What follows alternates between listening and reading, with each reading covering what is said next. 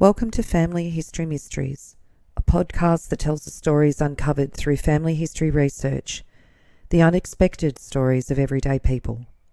I am an avid family historian who has been compiling my family tree for over 15 years, with nearly 20,000 people recorded in my trees. And please put a review on my podcast. That will certainly help in getting the word out there and creating more listenership. Shorts episode number 35. Arthur Dredge. Arthur Dredge was born on the 10th of March 1881 in Colac, Victoria, to Dennis Radford Dredge and Jane Gilbert. His parents were 21 and 17 when they married at the home of Dennis's father Peter at Pentridge, now known as Coburg, in Melbourne on the 12th of April 1860. Dennis had arrived with his English parents when he was 1 year old. His father Peter decided to emigrate to join his brother James and his wife Sarah. James was one of the protectors of Aborigines. Peter was very prominent in the early and Wesleyan Church. He was co-signature on land behind the Church of England Holy Trinity Church at Coburg next to Pentridge Jail. The small Wesleyan chapel behind this church is now classified by the National Trust. Dennis himself was a Wesleyan lay preacher, and he was also a teacher.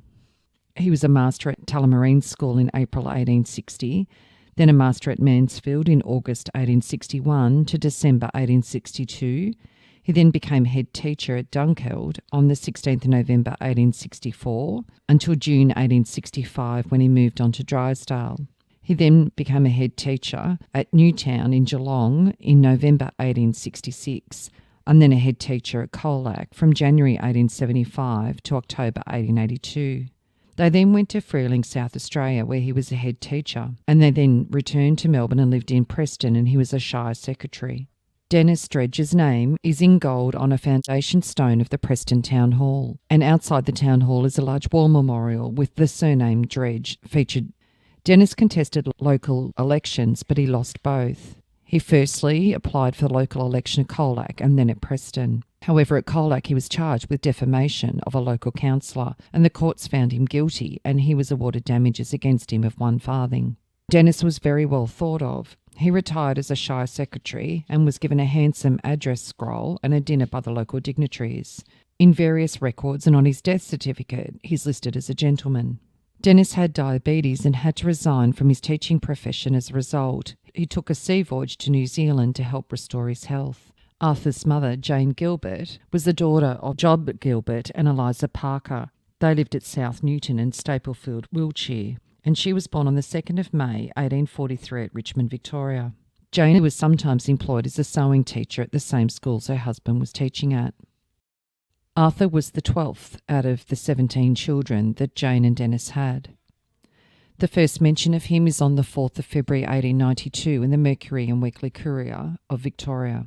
The evil consequences caused by stone throwers to railway travellers was exemplified as a train was nearing the Northcote railway station. The victim in this instance was Arthur Dredge, 11 years of age, the son of Mr Dennis Dredge, the well-known secretary of the Preston Shire Council. The little fellow was returning home from Fitzroy by train, and shortly before the Northcote railway station was reached, one of the carriage windows was smashed by a stone and the missile struck the unfortunate lad, who sustained a serious wound on the head that was necessitated by the assistance of a doctor. Arthur married Anne Jane McCann on the 24th of July 1899 in Victoria when they were 18, and they had 2 daughters, Mary Jane in June 1900 and Anne Victoria in 1901. In 1903, Arthur was working as an undertaker and living with his parents in Preston. On the 19th of August 1907, Arthur married Mabel Daphne Wright bigamously in Colac, Victoria. Mabel was 6 years younger than him. Arthur stated he was a bachelor and that he was born in Colac. They had a daughter, Frances Ivy Dredge, in Oakleigh, Victoria in 1908. On the 21st of September 1911, his first wife, Anne Jane Dredge, charged him on warrant, and this was placed in the Victorian Police Gazette, and it states Arthur Radford Dredge is charged on warrant issued at the instance of his wife Anne Jane Dredge of Dudley Street, West Melbourne, with bigamy at Melbourne on the 16th of August 1907. His description, a labourer, 31 years of age, 5 foot 9 inches high, with fair complexion, fair hair and a fair moustache, curled at the ends. He wore a dark tweed suit, a white sweater and a black boxer hat. offender married Mabel Daphne Wright on the 16th of August 1907. And the Melbourne Age contained an article relating to the bigamy charge on the 11th of October 1911. In the City Court yesterday, Arthur Radford Dredge was charged with on the 16th of August 1907 committing bigamy. It's alleged that on this date he married Mabel Daphne Wright in Melbourne, whilst his wife, Annie Jane Dredge, née McCann, with whom he wedded at North Carlton on the 24th of July 1899, was still alive. Constable McPherson and Constable Miller arrested Dredge on Monday night, and he was remanded until Tuesday next, bail being allowed in one personal recognisance of £50 and two sureties of similar amounts. And a week later, on the 18th of October 1911 in the Melbourne Age, a curious point arose in the City Court yesterday during the hearing of a bigamy charge against Arthur Radford Dredge. Annie Jane Dredge, who resided at North Melbourne, said she was the wife of the accused. Reverend Archibald Turnbull performed the ceremony in North Carlton on the 24th of July 1899. She had not been living with her husband since her father had refused in December 1902 to keep him any longer. Mabel Daphne Wright gave evidence of the marriage to the accused at Holt's matrimonial agency in Queen Street. The ceremony was performed by Reverend William Mackey, who's since been struck off the rolls and could not now be traced. Counsel for the accused held that there was no corroboration on the first marriage. The magistrate said, "My own impression is that so far the charge has not been proved. On the evidence of the wife alone, and even in conjunction with the certificate of marriage, there cannot be said to be proof of marriage." Mrs. Dredge said her brother, who was working at Cressy, could be brought to Melbourne to substantiate her story, and the case was adjourned. On Saturday the 21st of October 1911 in the Melbourne Argus, it says that William Henry McCann gave evidence that he witnessed the marriage between Dredge and his sister Anne Jane McCann, and Dredge was committed to trial. And as a result, on the 23rd of October 1911, he was given 12 months hard labour, and on the 27th of October 1911 in the Melbourne Age it outlined his sentence. The Chief Justice dealt with the case of Arthur Radford Dredge, 30, a labourer who pled guilty to bigamy. Mr. Call pled for leniency on behalf of the accused. He said that the first wife allowed the man to drift away through disagreement and that he gave his name to the second to save her from shame. Some scoundrels would have deserted a woman in such circumstances. If the accused was sent to jail, there would be no one to support the child. The Chief Justice said he could not overlook a condition of things which was becoming common. Juggling with matrimony was very prevalent. When any trouble occurred, the form of marriage was gone through. Some firmness must be exhibited against a misuse of the marriage laws, otherwise there would be no safety in the household or elsewhere. This case, however, was not quite as outrageous as others, and the accused would be sentenced to 12 months' imprisonment. And on the 28th of February 1912, Anne Jane Dredge of North Melbourne petitioned for a divorce. She said that Arthur left her without just cause or excuse and wilfully deserted her for 3 years or upwards. And since the celebration of the marriage has been guilty of bigamy with adultery with Mabel Daphne Wright. She said that he had practically never supported me since December 1902. My children and I have been maintained by my father, and the condition of life of the respondent prior to the marriage was that of a bachelor, and he was a printer. Since the marriage, he followed the occupations of a driver and a miner, and is presently a prisoner in His Majesty's Jail at Coburg, in consequence of having pled guilty to a charge of bigamy in or about October 1911 with Mabel Daphne Wright, for which he was sentenced to 12 months' imprisonment. There are 2 children, Mary Jane Dredge, who's 11 years of age, who was born at North Melbourne, and Anne Victoria Dredge, who is 10 years of age, also born in North Melbourne.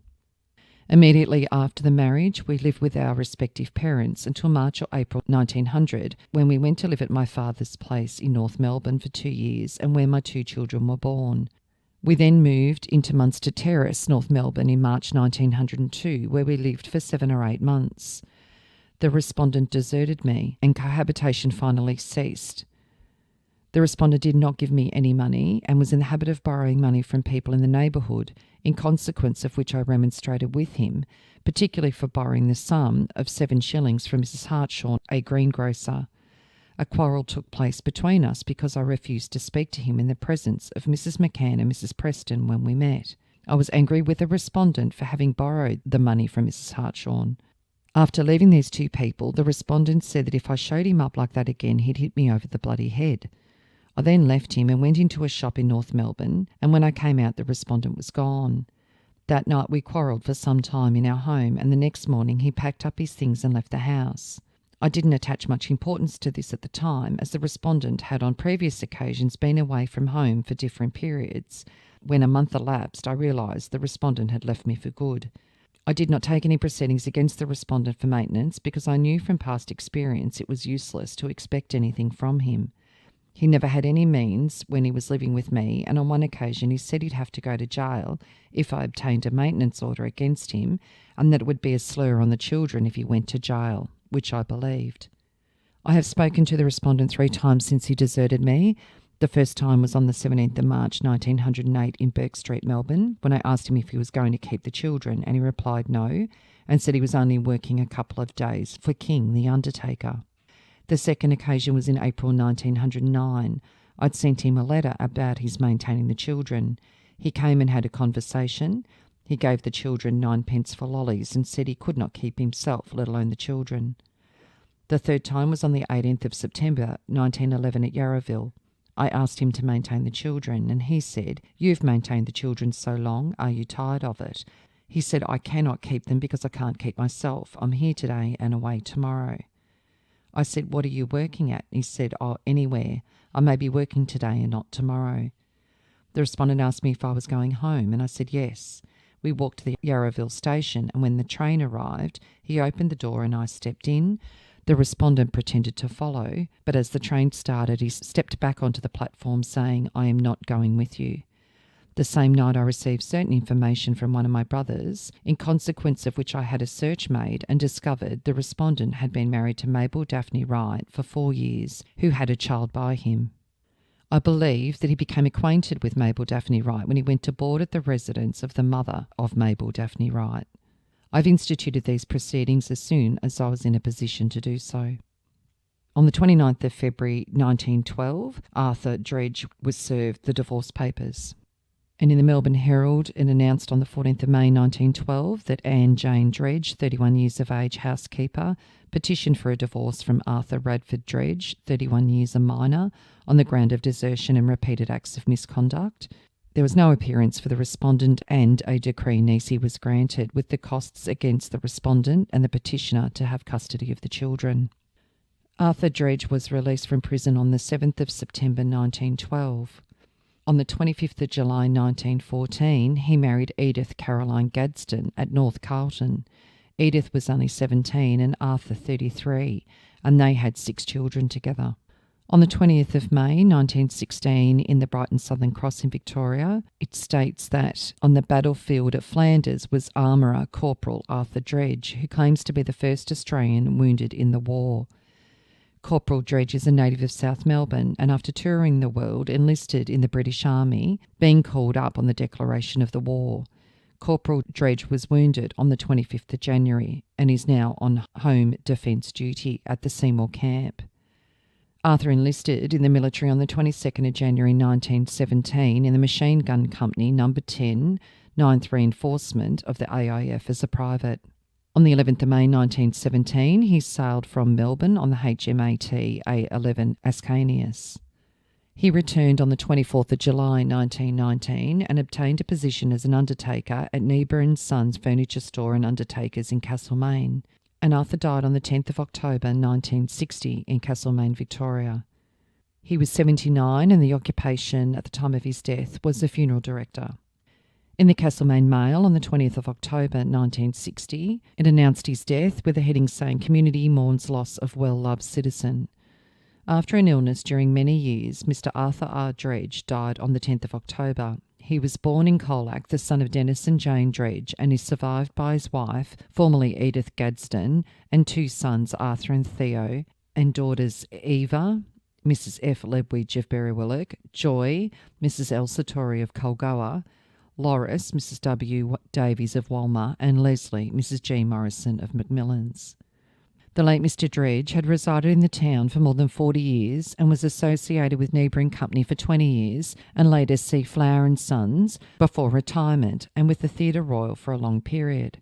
He was a well-known and highly respected citizen and had associated himself with various organisations. He was past president of the local ANA and for many years a playing member of the Trades Cricket Club. He served with the 7th Field Ambulance during World War I, being overseas for more than 3 years. One son, Arthur, served with the 33rd Battalion in the second conflict. His funeral on the 11th of October was well attended.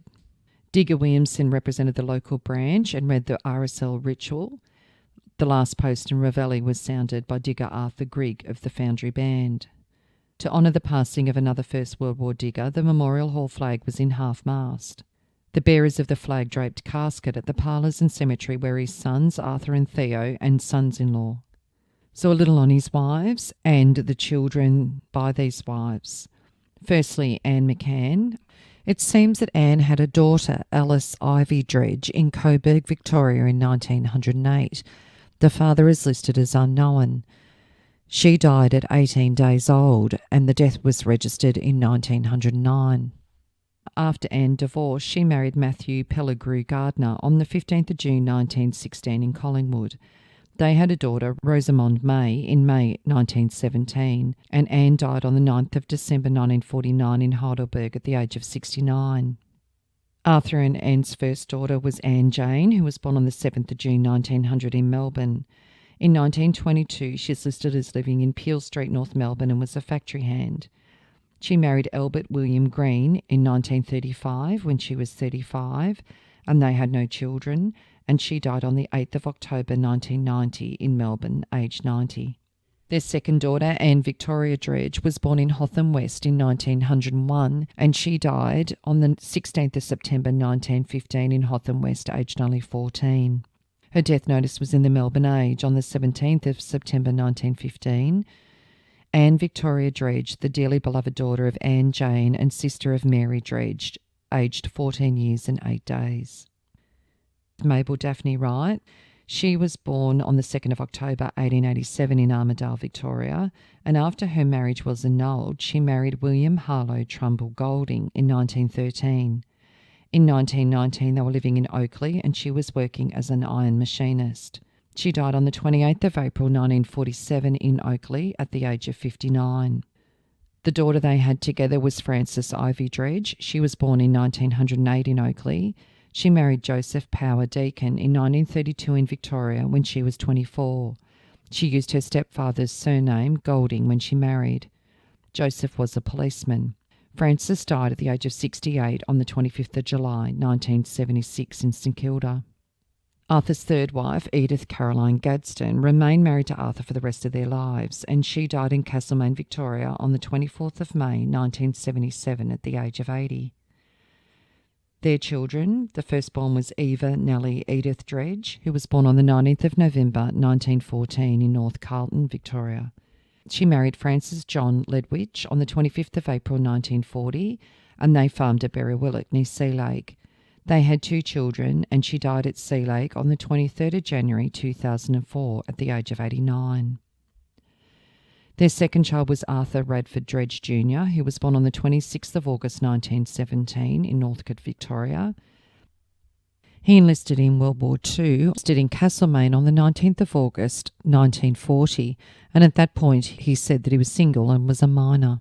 And he re-enlisted on the 23rd of July 1942 and listed his trade or occupation as a soldier at the time of his enlistment. He served in the Northern Territory from June 1943 to the 20th of August 1944 and did not serve overseas.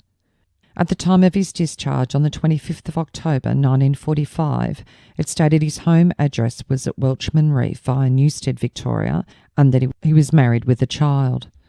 He married Phyllis Ethel O'Shannessy in 1945 and they had 4 children. Phyllis Dredge wrote a letter to the Army on the 25th of August 1960, and in that she stated that she divorced him several years ago.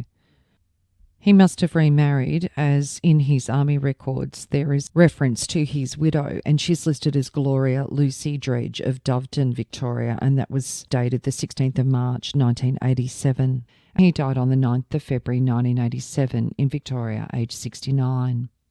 Their third child, Joy, was born in 1926. She married on the 12th of June 1948 to Elsa Torrey, and they lived in Culgoa. And from all accounts on public family trees, Joy is still alive. Their fourth child, Leslie June Dredge, was born on the 26th of June 1927 in Castlemaine, Victoria. She married Geoffrey George Morrison on the 28th of February 1953. They had 2 sons, and she died on the 27th of August 2000 in Castlemaine, Victoria, at the age of 73. Their next child was Theo Dennis Dredge, who was born on the 5th of June 1931 in Castlemaine, Victoria. He married Nesta Holden in 1954, and they had a son, and he died on the 6th of December 2006 in Castlemaine at the age of 75. Their next child was Loris Betty Dredge. She was born on the 26th of October 1935 in Castlemaine, and she married William Davies on the 20th of April 1957, and she died on the 6th of June 2018 in Castlemaine, Victoria at the age of 82. Her death notice states Loris Betty Davies, née Dredge, loved wife of Bill and cherished mother of Heather Rice, Wendy Merlot, and Kelvin, who's deceased. Proud nana of 5 grandchildren and great-grandmother of 7. So in the end, Arthur Dredge, despite his bigamy charge and his incarceration, it seems that he married a woman that he had a long and happy life with. If you are interested in sharing your story on my podcast, Family History Mysteries, please go to my Facebook page and send me a message. If you would like some assistance in filling in the gaps in your family tree to see what mysteries you solve, please get in touch. And don't forget, you can have early access to episodes by subscribing, and you'll also gain access to bonus episodes.